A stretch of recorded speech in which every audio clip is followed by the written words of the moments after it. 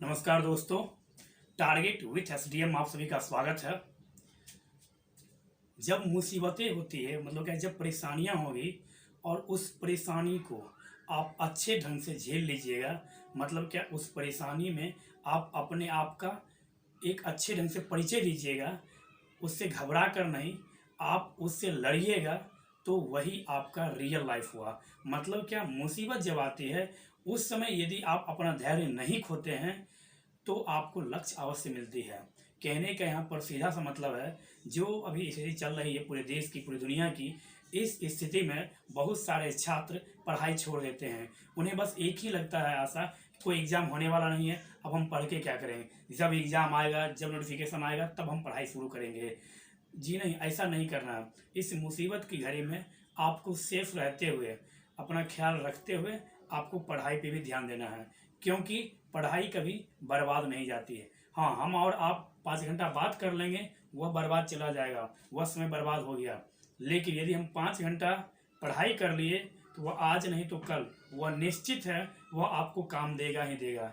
इसलिए हमेशा मुसीबत से लड़ना सीखिए। यह मत सोचिए कि मेरे पास यह सुविधा नहीं है, मेरे पास वह सुविधा नहीं है। नहीं, जितना सुविधा है उसी का हमें प्रयोग करके हमें अपने लक्ष्य की ओर जाना है। कोई व्यक्ति दिल्ली जाकर पढ़ाई करके बनता है, कोई व्यक्ति सारा मटेरियल घर पे ही उपलब्ध करके तैयारी करता है और वह भी निकलता है। दोनों का जो जॉब है दोनों का सेम ही होता है। ऐसा नहीं कि दिल्ली वाले को कुछ हाई पोस्ट दिया जाता है और जो सेल्फ स्टडी करता है उसको लो पोस्ट दिया जाता है। ऐसा कोई बात नहीं है, आपके ज्ञान पे यह निर्भर करता है। कुछ लोग दिल्ली जाकर भी नहीं पढ़ाई करते और कुछ लोग घर पे रह के ही पढ़ाई करते हैं।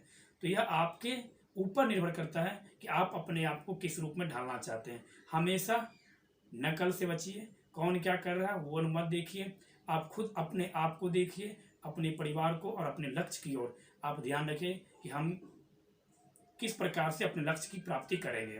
तो आज हम लोग चलते हैं अगस्त प्रस्ताव। इससे पहले एक दो बात और बोल देते हैं। आज के दिन ही 29 अगस्त को ही राष्ट्रीय खेल दिवस मनाया जाता है, जो मेजर ध्यानचंद जी के जन्मदिन को मनाया जाता है। और प्रत्येक वर्ष राष्ट्रीय खेल दिवस पर ही खेल संबंधित जो अवार्ड है वह दिया जाता है, जैसे अर्जुन अवार्ड, ध्यानचंद अवार्ड, राजीव गांधी खेल रत्न पुरस्कार। तो राजीव गांधी खेल रत्न पुरस्कार से आपसे परीक्षा में पूछता है, तो राजीव गांधी खेल रत्न पुरस्कार की शुरुआत 1991 में विराट कोहली को, टी मरियप्पन को, विनेश फोगाट को, मतलब इस प्रकार से कुल 5 खिलाड़ियों को राजीव गांधी खेल रत्न पुरस्कार इस बार दिया गया है। अर्जुन अवार्ड कुल 29 खिलाड़ियों को दिया गया है। क्रिकेटर में ईशांत शर्मा को अर्जुन अवार्ड दिया गया है।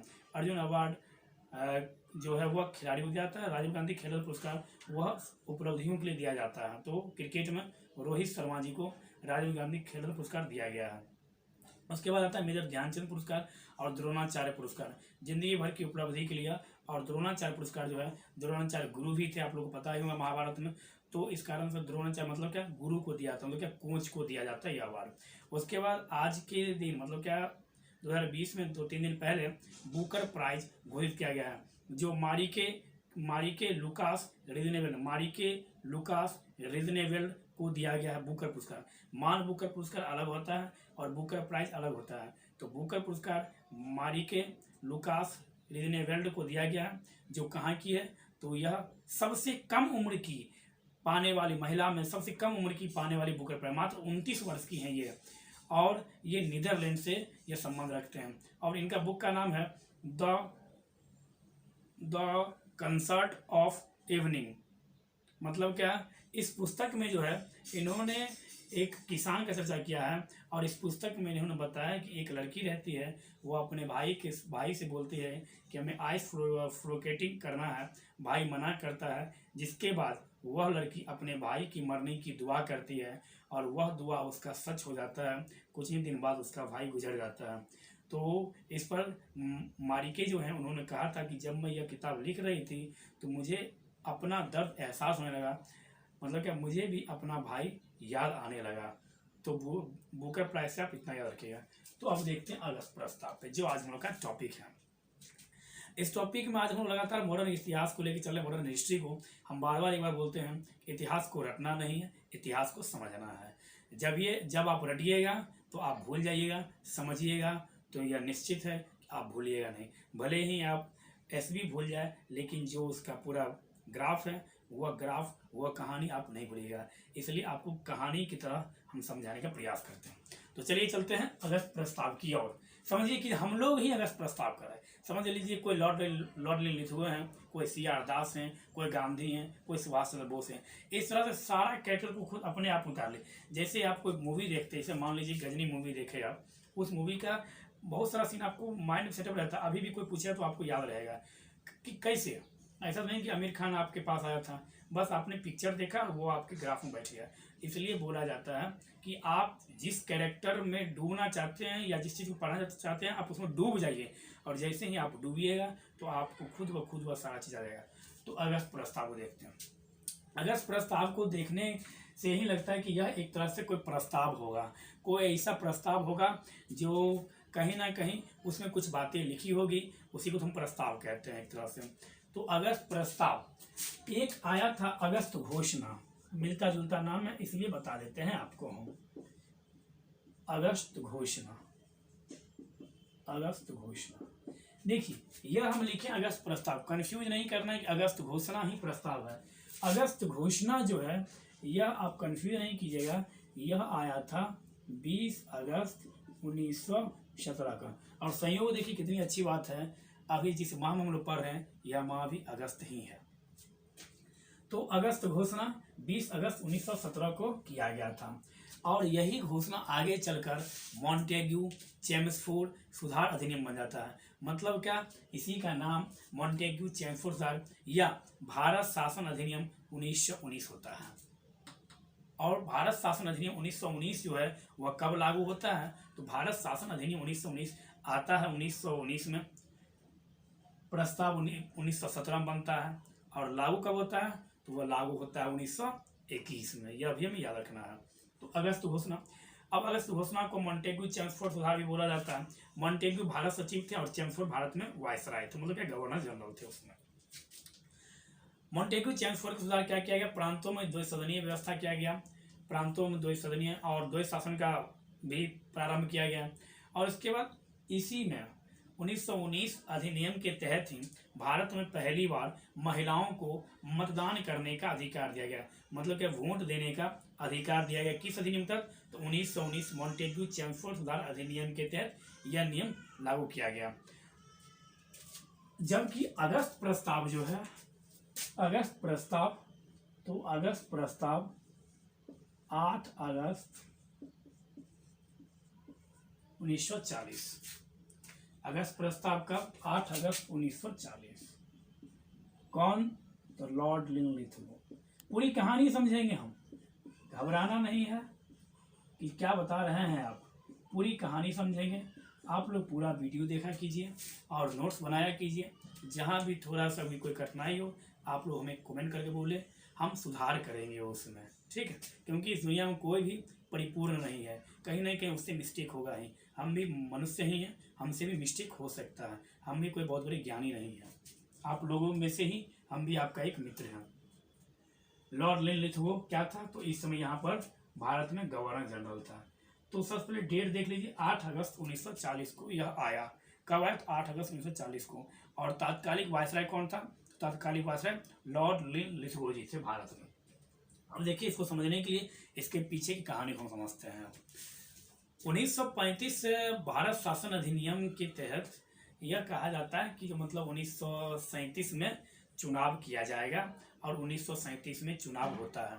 तो 1937 में जो चुनाव होता है, तो 1937 में कुल 11 प्रांतों में चुनाव होता है। 11 प्रांत में से 6 प्रांत में कांग्रेस को स्पष्ट बहुमत मिलती है, 2 प्रांत में गठबंधन की सरकार बनाती है कांग्रेस, और 3 प्रांत जो है, इस 3 प्रांत में मुस्लिम लीग को, ML को, मुस्लिम लीग को बहुमत मिलती है। तो यहाँ से ही स्पष्ट हो जाता है, मुस्लिमों को ऐसा लगने लगता है कि जब भारत स्वतंत्र होगी तो यहाँ पर हिंदुओं का सरकार ही बनेगा, मतलब क्या कांग्रेस की ही सरकार बनेगी। क्योंकि जब यह अभी हाल है, 11 प्रांत में से 6 प्रांत में स्पष्ट बहुमत, 2 प्रांत में गठबंधन का सरकार, और 3 प्रांत में, मात्र 3 प्रांत में मुस्लिम लीग को क्या मिली, समर्थन मिली। समर्थन मिलने का मतलब है कि मुस्लिम लीग विजयी हुआ। तो यहाँ पर हुआ क्या, 1937 में एक तरह से सरकार का, प्रांतों में सरकार का गठन कर दिया गया, और सरकार का निर्माण हो गया। इस इलेक्शन के बाद चुनाव हुआ, चुनाव बाद निर्माण हो गया। मुस्लिम लीग यहाँ से ही खफा थी। अब इसके बाद क्या होता है, कांग्रेस का एक अधिवेशन होता है, कांग्रेस का एक अधिवेशन होता है 1939 ईस्वी में। ऐसा नहीं कि यह एक ही अधिवेशन है, कांग्रेस का बहुत सारा अधिवेशन होता है, लेकिन उसमें से एक अधिवेशन है 1939 में जो त्रिपुरी में होता है। इस अधिवेशन में होता क्या है, तो महात्मा गांधी जी का रिप्रेजेंटेटिव, मतलब क्या, महात्मा गांधी जी अपना प्रतिनिधित्व उतारते हैं किसको, पट्टाभी सीतारामैया के रूप में। और महात्मा गांधी जी वहाँ पर ऐसा सोचते हैं कि जो मेरी कैंडिडेट को कोई नहीं हरा सकता है, मतलब क्या मेरा कैंडिडेट है वो अवश्य ही विजय होगा। इससे अभी भी होता है, कुछ ऐसे बाहुबली व्यक्ति होते हैं जिन्हें ऐसा लगता ही है कि जो कोई भी खड़ा हो, जैसे 2019 और 2014 के लोकसभा इलेक्शन देखिए आप, कोई भी खड़ा हो जाए, सिर्फ मोदी जी के नाम पे वोट दिया जा रहा था, चाहे वो कोई भी हो। जनता यह नहीं देख रहा था कि मेरा रिप्रेजेंटेटिव है, ना कि मेरा रिप्रेजेंटेटिव नरेंद्र मोदी जी है। जनता सीधा वोट दे रहा था। गांधी जी को भी यही भ्रम था, क्या, कि जनता जो है सिर्फ यह देखेगा कि यह गांधी के द्वारा नियुक्त किया गया व्यक्ति है तो यह जीत जाएगा, लेकिन ऐसा हुआ नहीं। बस इस बुखार को तोड़ने के लिए, मतलब गांधी जी के इस व्यवहार को तोड़ने के लिए, गांधी जी को सच्चाई से अवगत कराने के लिए हमारे सबसे प्यारे नेता सुभाष बाबू इस इलेक्शन में खड़ा होते हैं। और वो पहले ही इस बात को भांप जाते हैं कि जो गांधी जी का ऐसा वहम है, और इस वहम को तोड़ने के लिए सुभाष बाबू इस इलेक्शन में खड़ा होते हैं यहाँ पर 1939 में, और अध्यक्ष पद के लिए। और सुभाष बाबू को लगभग 1520 या 1530 वोट मिलता है इस अध्यक्ष पद के लिए। और इसमें होता क्या है, पट्टाभी सीतारामैया हारते हैं, पट्टाभी सीतारामैया, लेकिन यहाँ पर गांधी जी अपना नुस्खा निकाल लेते हैं। क्या, गांधी जी बोलते हैं ऐसा कि यह सीतारामैया की हार नहीं है, यह मेरी हार है। सुभाष बाबू की सिर्फ कोई मतलब नहीं है, सुभाष बाबू तो सिर्फ उनका वहम तोड़ना चाहते हैं कि बापू ऐसी बातें नहीं हैं जैसा आप सोच रहे हैं। और सुभाष बाबू अध्यक्ष बनते हैं। अध्यक्ष बनने के तुरंत बाद ये इस अध्यक्ष के पद से इस्तीफा देते हैं, क्योंकि बहुत सारे व्यक्ति इनका समर्थन नहीं करते हैं जब यह कोई प्रस्ताव लाते हैं। तो 1939 में ही यह क्या करते हैं, तो यह कांग्रेस के अध्यक्ष पद से यह इस्तीफा देते हैं। और 1939 में जब ये इस्तीफा देते तो इनके इस्तीफा देने के बाद राजेंद्र बाबू कांग्रेस के अध्यक्ष बनते, ये सब बात अलग है।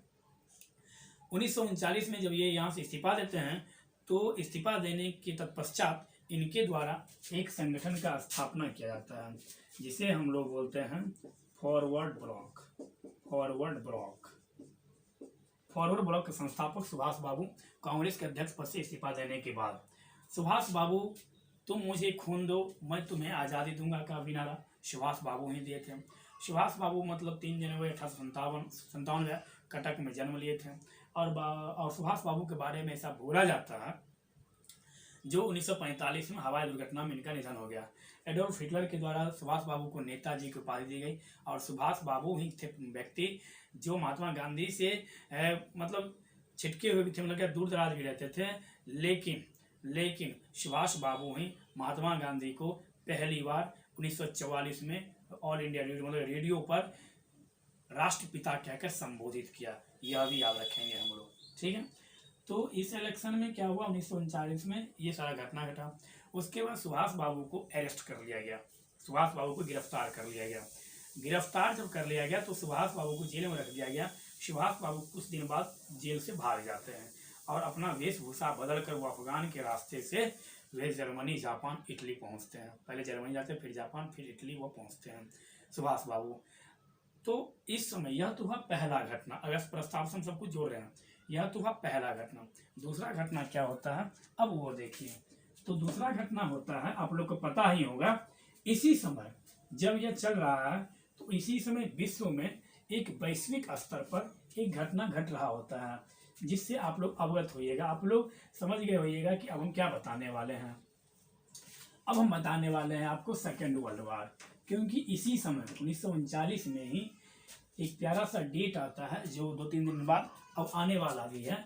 उस वह डेट है कौन सा, तो सबसे पहले तो हम लिखेंगे विश्व युद्ध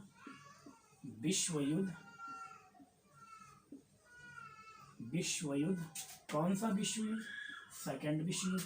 कब से कब तक, 1 सितंबर 1939 से 1945 तक, 1939 से 1945 तक एक प्यारा सा राष्ट्र बन जाता है इसमें मित्र राष्ट्र, और एक प्यारा सा राष्ट्र बन जाता है इसमें कौन सा, धुरी राष्ट्र। धुरी राष्ट्र एकदम ध्यान समझिएगा, कुछ भी नहीं है यह। एक बनता है कौन, मित्र राष्ट्र, एक बनता है धुरी राष्ट्र। मित्र राष्ट्र में कौन आता है, मित्र राष्ट्र में आता है ब्रिटेन और फ्रांस। धुरी राष्ट्र में कौन आता है, तो धुरी राष्ट्र में आता है जर्मनी, जापान और प्यारा सा इटली। इटली तो विश्व युद्ध जो होता है सेकेंड वर्ल्ड वॉर, तो सेकेंड वर्ल्ड वॉर एकाएक नहीं हो जाता है। सेकेंड वर्ल्ड वॉर की यदि बोला जाए तो बीजारोपण फर्स्ट वर्ल्ड वॉर के समय ही कर दिया जाता है। मतलब क्या, प्रथम विश्व युद्ध के समय ही द्वितीय विश्व युद्ध का बीजारोपण हो जाता है। प्रथम विश्व युद्ध जैसे ही समाप्त होता है तो जर्मनी का, मजबूरी का नाम हम लोग महात्मा गांधी बोलते हैं, लेकिन वास्तव में ये देखा जाए तो मजबूरी का नाम महात्मा गांधी ना बोलकर मजबूरी का नाम हम जर्मनी बोल सकते हैं। मतलब क्या, प्रथम विश्व युद्ध के बाद जर्मनी से जिस प्रकार से सारा चीज, बहुत सारा चीज छीन लिया गया, जिस तरह से उसका शोषण किया गया, तो वहीं से लग रहा था कि कभी ना कभी जर्मनी विश्व युद्ध छेड़ेगा ही छेड़ेगा, और वास्तव में ऐसा हुआ भी।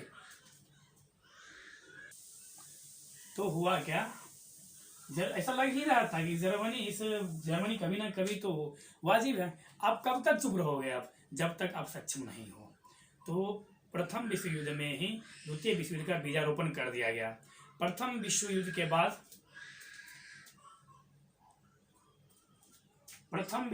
बाद राष्ट्रीय लीग का, नेशनल लीग का स्थापना किया गया। मतलब क्या, संयुक्त राष्ट्र संघ, सिर्फ राष्ट्र संघ का स्थापना किया गया, जो सही तरीका से कार्य नहीं कर रहा था। तो इस आधार पर भी लग रहा था कि जो विश्व युद्ध का कभी ना कभी तो क्या वो काम होगा। तो जर्मनी में हिटलर जब आया, हिटलर मतलब क्या, नाजीवाद का प्रवर्तक था कौन, हिटलर, और फासिस्टवाद का था कौन, मुसोलिनी, जो इटली का शासक था। जापान में सैन्य शासक था। जर्मनी में कौन था, नाजीवाद का हिटलर, इटली में फासिस्टवाद कौन, तो मुसोलिनी, जापान में सैन्य शासक था। और उसके बाद आप देख सकते हैं ब्रिटेन और फ्रांस। तो ब्रिटेन में कौन थे, तो ब्रिटेन में थे विंस्टन चर्चिल साहब। विंस्टन चर्चिल साहब थे ब्रिटेन में। और फ्रांस में कौन थे, तो फ्रांस में आप सबको पता ही होगा क्लीमेंसु। फ्रांस के राष्ट्रपति कौन थे, तो फ्रांस के राष्ट्रपति क्लीमेंसु फ्रांस के राष्ट्रपति थे। ब्रिटेन के कौन थे, चर्चिल, फ्रांस के क्लीमेंसु फ्रांस के राष्ट्रपति थे। अब थोड़ा सा देखिए फ्रांस के संबंध, थोड़ा सा। फ्रांस पेरिस सीन नदी के किनारे, पेरिस जो है वह किस नदी के किनारे स्थित है, तो पेरिस सीन नदी के किनारे स्थित है। यूरोप में किसानों का देश भी इसे कहा जाता है। किसे, तो फ्रांस को। फैशन की नगरी भी कहा जाता है फ्रांस को। तो यह सब हम लोग इस फ्रांस से थोड़ा मोड़ा याद रखेंगे। ब्रिटेन मतलब लंदन, मतलब टेम्स नदी के किनारे यह स्थित है, और यहीं के ग्रीनविच से 0 डिग्री देशांतर रेखा गुजरती है, यह भी याद रखेंगे। और अलिखित संविधान इसका है ब्रिटेन का।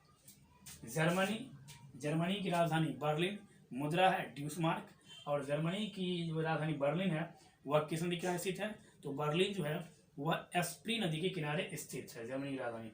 कील नहर कहाँ है, तो कील नहर जर्मनी में ही है, जो उत्तरी सागर और बाल्टिक सागर को अलग करती है। जापान की राजधानी टोक्यो, जो अराकावा नदी पर स्थित है। जापान जो है वह 4 द्वीपों पर स्थित है। मतलब कि उत्तर दक्षिण जो द्वीप है, जो आपसे परीक्षा में पूछा जाता है, तो हम बोलेंगे होकोडो, होन्सु, शिकोको, क्यूसु। उत्तर से दक्षिण, एक बार फिर बोलते हैं होकोडो, होन्सु, शिकोको, क्यूसु।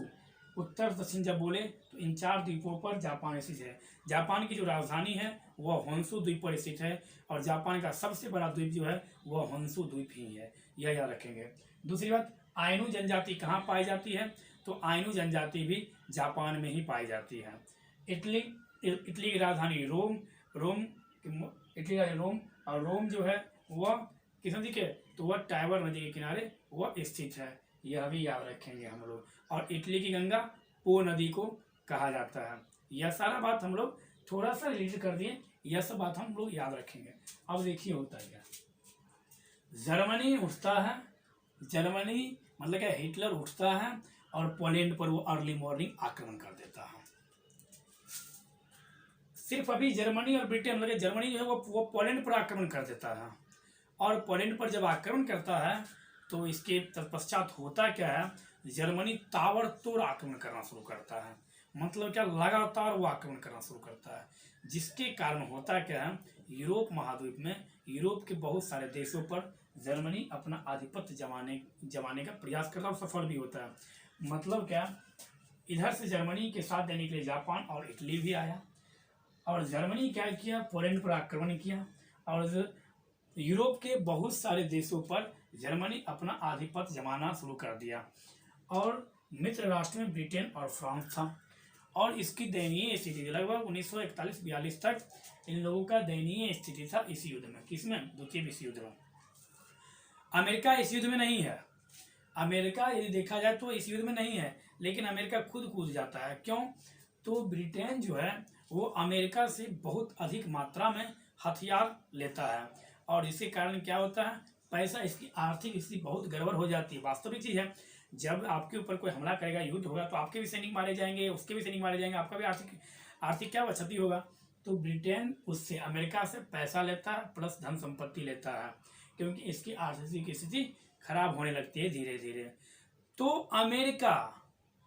अमेरिका खुद हस्तक्षेप करता है इधर से, क्योंकि अमेरिका जो है वह नाजीवाद को, वह साम्यवाद को, वह क्या करना चाहता है, वह समाप्त करना चाहता है एक तरह से अमेरिका, जर्मनी नाजीवाद को।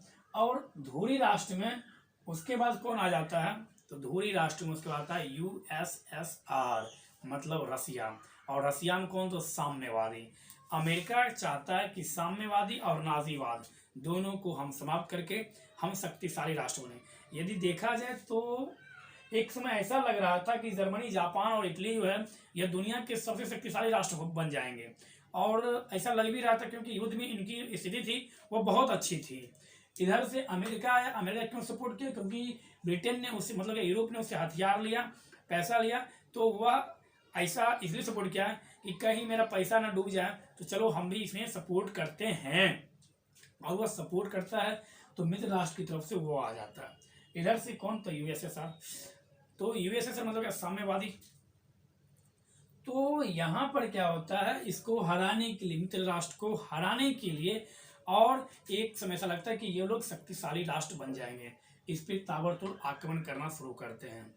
और उसके बाद क्या होता है, मित्र राष्ट्र के जो सैनिक हैं, मतलब कि अमेरिका के सपोर्ट से यूएसएसआर के क्षेत्र में घुसना, प्रवेश करते हैं। और यूएसएस में जो है वहाँ के राष्ट्रपति जोसेफ स्टालिन रहते हैं। द्वितीय विश्व युद्ध के समय यूएसएसआर के राष्ट्रपति कौन रहते हैं, तो जोसेफ स्टालिन। जोसेफ स्टालिन बहुत ही चालाक माइंड के व्यक्ति रहते हैं। जोसेफ स्टालिन बोलते हैं उनके सैनिक को आने दो, उनके सैनिक को मारना नहीं है। जैसे मान लीजिए इस तरह से कुछ रूस का आकार, मान लीजिए यूएसएसआर का इस तरह से कुछ आकार है मानचित्र पर, तो इस तरह से उसका सैनिक प्रवेश कर रहा था। किसका सैनिक? मित्र राष्ट्र का सैनिक एंट्री कर रहा है, कहीं से कोई रोक टोक नहीं है। अब जैसे ही यह अंदर आया, उसके बाद चारों तरफ से इसको घेर लिया जाता था और तब इसको मारा जाता था। मतलब पहले अंदर आइए, आप अंदर आइएगा और आपको गेट पे से घेर लेंगे, तो आप जो खान पान का जो सामान लाए हैं, जो हथियार लाए हैं, वह तब तक चलेगा, जब तक चलेगा तभी तक तो आप आक्रमण कीजिएगा, हमला कीजिएगा, लड़िएगा। वह खत्म होगा तो अब क्या होगा, आपका मौत फिक्स है। यही होता भी है। मित्र राष्ट्र, धुरी राष्ट्र में यूएसएसआर की सीमा में घुसते जाता है, और वो घुसने के लिए देता है जोसेफ स्टालिन। उसके बाद उनको सफाया किया जाता है, उनका सफाया किया जाता है। तो ये घटना, इसी के बाद जापान पे 9 अगस्त को अमेरिका के द्वारा, उस समय वहाँ के रूजवेल्ट सर रहते हैं अमेरिका के, तो उनके द्वारा यहाँ पर जापान पे 9 अगस्त को क्या किया जाता है, बम गिराया जाता है हिरोशिमा पर, नागासाकी पर। तो ब्रिटेन जो है, हम लोग 1 अगस्त कर दें, ब्रिटेन की स्थिति इतनी दयनीय हो जाती है कि उस पर दुनिया का भी थोड़ा बड़ा प्रेशर बनना शुरू होता है कि तुम्हें यदि जीतना है, तुम्हें इस युद्ध में यदि बनना है, तो अपने उपनिवेशिक जो तुम्हारा राष्ट्र है उसका तुम समर्थन लो। क्या करो, उसका तुम समर्थन लो, नहीं तो तुम इस युद्ध में हार जाओगे। मतलब क्या, मेरे मित्र राष्ट्र हार जाएगा। और ब्रिटेन इस स्थिति में भारत का हर हाल में सपोर्ट लेना चाहता, मतलब क्या वह भारत के सैनिकों का सपोर्ट लेना चाहता था और वह प्रयास करता था कि अभी वर्तमान में भारत में किसी भी प्रकार का कोई भी आंदोलन नहीं घटे। वह इसकी भी कोशिश करता था क्योंकि अभी उसका सारा सैनिक कहाँ व्यस्त है, द्वितीय विश्व युद्ध है। अभी यदि भारत में कोई उस प्रकार का कोई आंदोलन हो जाए तो कौन संभालेगा भारत में, क्योंकि यहाँ के सैनिकों को भी ले जाने की यह सोच रहा था। तो ब्रिटेन में चर्चिल रहते हैं, चर्चिल से पूछकर लॉर्ड लिनलिथगो चर्चिल से परामर्श करके, चर्चिल से सलाह करके लॉर्ड लिनलिथगो एक प्रस्ताव लाता है। जो प्रस्ताव लाता है उसी प्रस्ताव को इतिहास में अगस्त प्रस्ताव के नाम से जाना जाता है। तो दो घटना आप लोग याद रखेंगे, एक सुभाष बाबू का घटना 1939 कांग्रेस अधिवेशन, पट्टाभिता रमैया को हराकर सुभाष बाबू अध्यक्ष बने, अध्यक्ष बनने के बाद उन्होंने इस्तीफा दिया। उसके बाद उन्होंने फॉरवर्ड ब्लॉक की स्थापना की, उन्हें जेल में रख दिया गया और वह जेल से भागकर अफगान के रास्ता होते हुए जर्मनी, जापान, इटली वह यात्रा किए।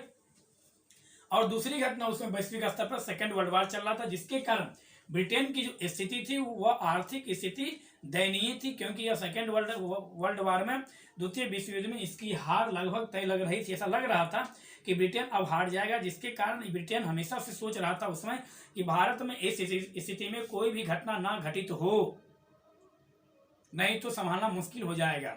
इसी समय सुभाष बाबू बोलते हैं गांधी जी को कि गांधी जी यही अभी समय है ब्रिटेन पर आक्रमण करने, मतलब क्या, अंग्रेजों पर आक्रमण करने का, अंग्रेजों के खिलाफ आंदोलन करने का।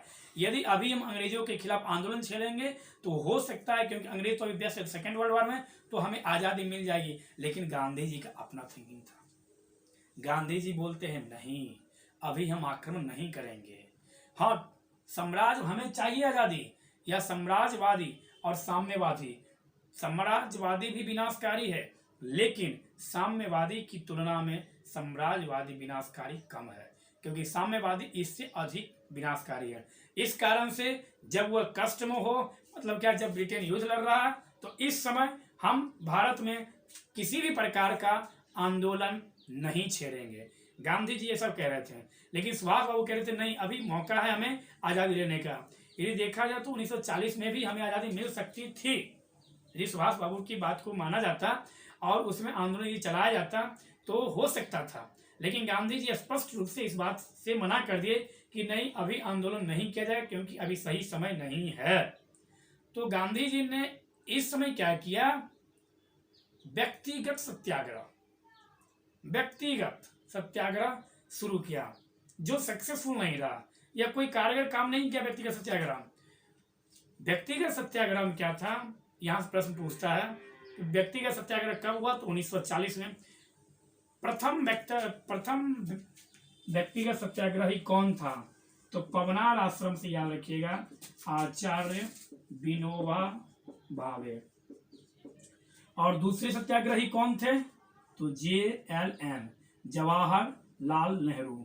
जवाहरलाल नेहरू से याद रखिएगा, डिस्कवरी ऑफ इंडिया पुस्तक के लेखक जवाहरलाल नेहरू ही हैं।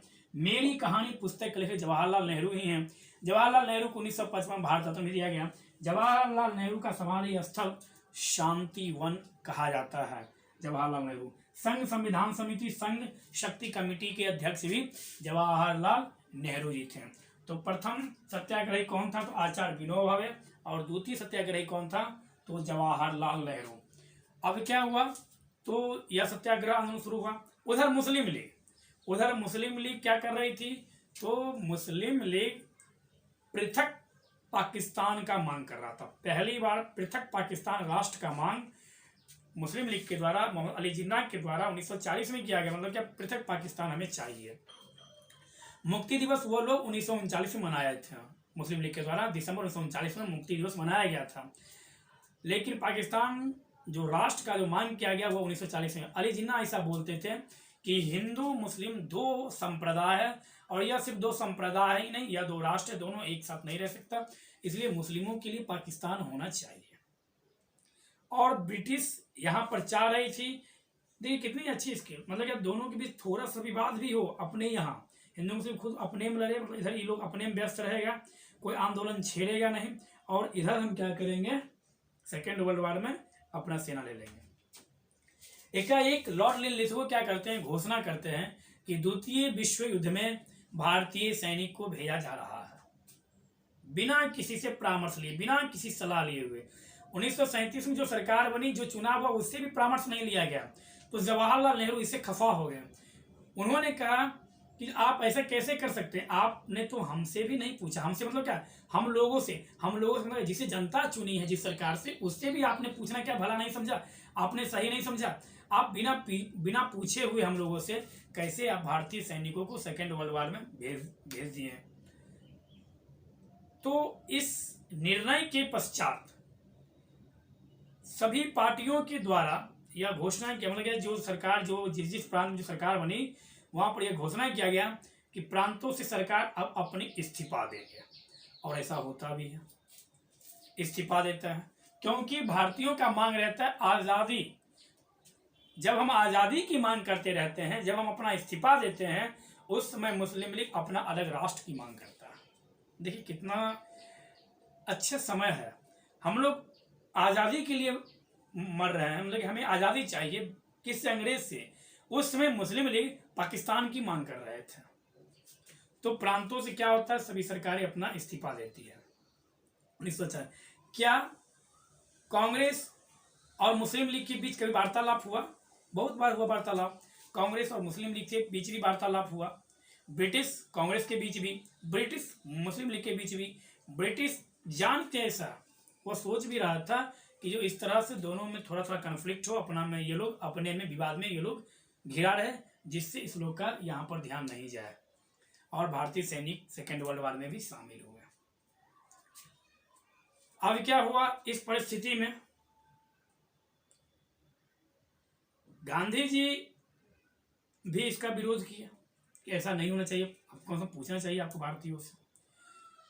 तो इसके बाद ब्रिटिश के द्वारा, लॉर्ड लिथगो के द्वारा, चर्चिल के परामर्श पर भारतीयों को लुभावने के लिए, बस भारतीयों को एक सांत्वना देने के लिए एक प्रस्ताव लाया जाता है, जिसका नाम अगस्त प्रस्ताव रहता है, जो 1940 ईस्वी में लाया जाता है।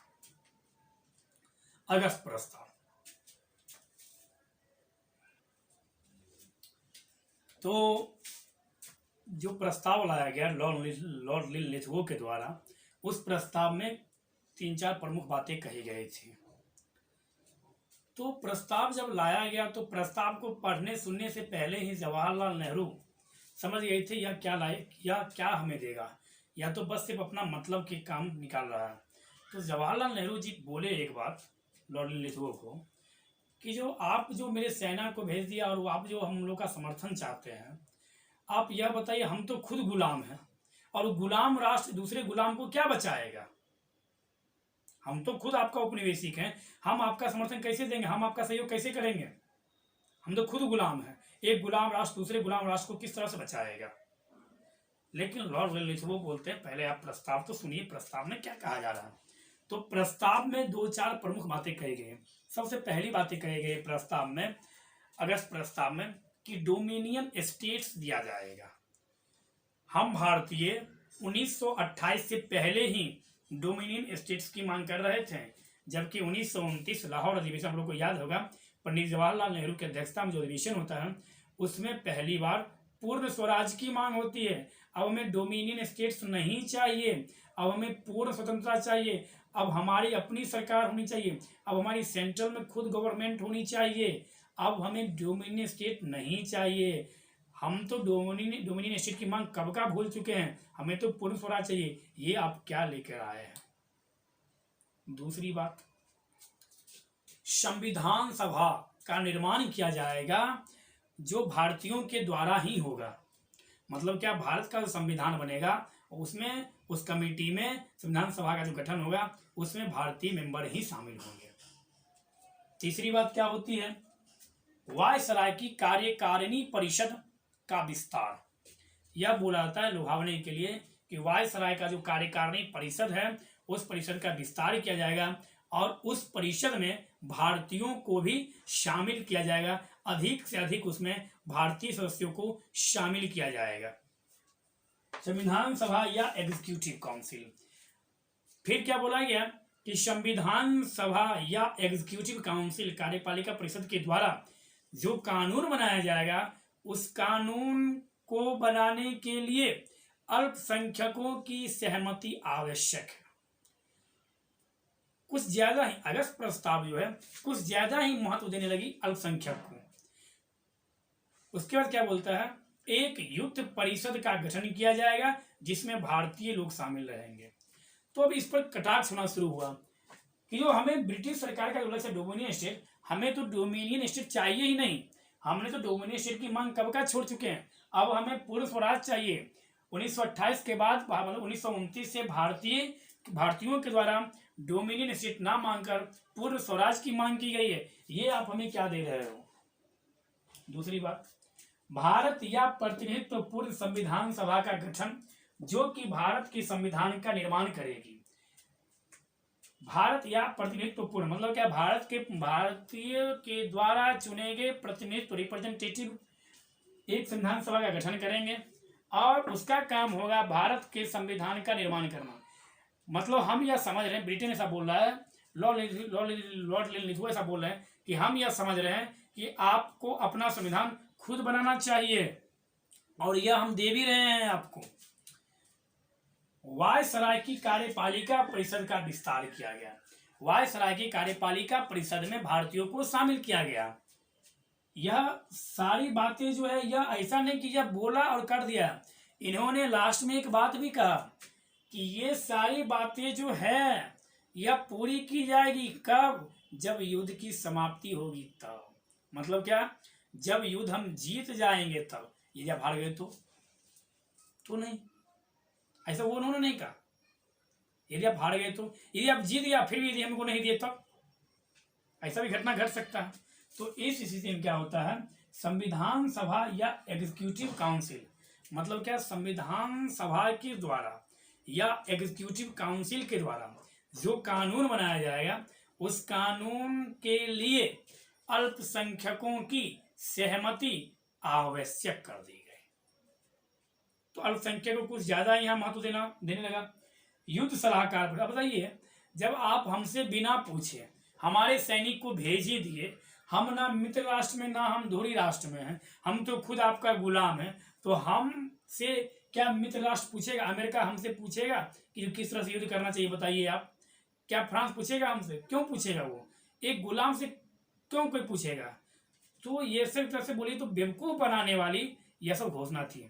हाँ, इससे एक बात था, मुस्लिम लीग इससे खुश थी, लेकिन मुस्लिम लीग भी नाराज थी। वह खुश इस बात से थी कि जो भी कानून बनेगा उस कानून में अब मेरी सहमति अनिवार्य हो गई है। लेकिन मुस्लिम लीग की जो मांग थी अलग पाकिस्तान, उसका चर्चा यहाँ पर नहीं किया गया। तो इस आधार पर कांग्रेस ने भी इस अगस्त प्रस्ताव का विरोध किया, मतलब क्या, ठुकरा दिया, और मुस्लिम लीग ने भी अगस्त प्रस्ताव को ठुकरा दिया। मतलब दोनों में से कोई भी इस अगस्त प्रस्ताव को नहीं माना। इस अगस्त प्रस्ताव के बाद मार्च 1942 में क्रिप्स मिशन भेजा, तो मतलब क्या, उधर वर्ल्ड वार चल रहा है, इधर भारतीयों को इसी सब समिति में कमिटी भेजकर योजना बनाकर भारतीयों को इसी में फंसा के रखना था। मेन मोटिव यहाँ पर यही था कि भारतीयों को इन्हीं सभी किसी कमिटी को भेज दो, कमीशन भेज दो, समिति भेज दो, कोई ऐसा योजना बना दो जिसमें भारतीय फंसे रहे और हमें उनका समर्थन मिलता रहे। मार्च 1942 में स्टेफोर्ड क्रिप्स की अध्यक्षता में भारत क्रिप्स मिशन आता है और उसके द्वारा भी ये सब बातें कही जाती है कि आप हमें समर्थन दो, द्वितीय विश्व युद्ध में यदि हमारी विजय होती है तो हम आपको स्वतंत्रता देंगे, आप अपना संविधान खुद बनाना। ये वो जितनी भी बातें हैं वो सारा बात क्रिप्स मिशन भी बोलता है, लेकिन कंडीशन वही है, जब हम जीत जाएंगे तो। यदि आप नहीं जीतोगे तो, यदि जीत भी गए तो क्या उम्मीद है आपसे, क्योंकि अंग्रेज तो बहुत बार धोखा दे चुका है। तो इस आधार पर अगस्त प्रस्ताव को ठुकरा दिया गया और अगस्त प्रस्ताव समाप्त कर दिया गया। तो इस तरह से हम उम्मीद करते हैं अगस्त प्रस्ताव के संबंध में आप लोग समझ गए होंगे। अब उसको एक बार पूरा सरसरी निगाहों से एक बार रिकॉल कर देते हैं। अगस्त प्रस्ताव 8 अगस्त 1940 को लाया गया। उस समय भारत के वायसराय थे लॉर्ड लिथुओ और लॉर्ड लिथगो के द्वारा जो प्रस्ताव लाया गया विंस्टन चर्चिल की सलाह पर मतलब पूछकर, उसे ही इतिहासकार इतिहास में अगस्त प्रस्ताव के नाम से जानते हैं।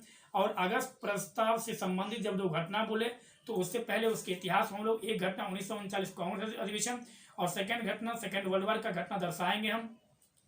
अगस्त प्रस्ताव के तहत दो चार प्रमुख बातें कही जाती है। पहली बातें कही जाती है अगस्त प्रस्ताव के अनुकूल क्या कही जाती है, तो भारत या भारतीयों के प्रतिनिधित्वपूर्ण व्यक्ति जो होगा वह संविधान सभा का गठन करेगा और उसके बाद संविधान का निर्माण किया जाएगा। डोमिनियन स्टेट आपको दिया जाएगा और एक युद्ध परिषद का गठन किया जाएगा जिसमें भारतीय शामिल होंगे और उससे परामर्श लिया जाएगा। तो इस तरह के कुछ प्रमुख बातें कही गई थी, वह आपको याद रखना है। तो हम उम्मीद करते हैं कि अगस्त प्रस्ताव अब आप लोग समझ गए होंगे। इससे संबंधित जो भी प्रश्न मिलेगा आपसे, आप उसको सॉल्व करके आइएगा। धन्यवाद।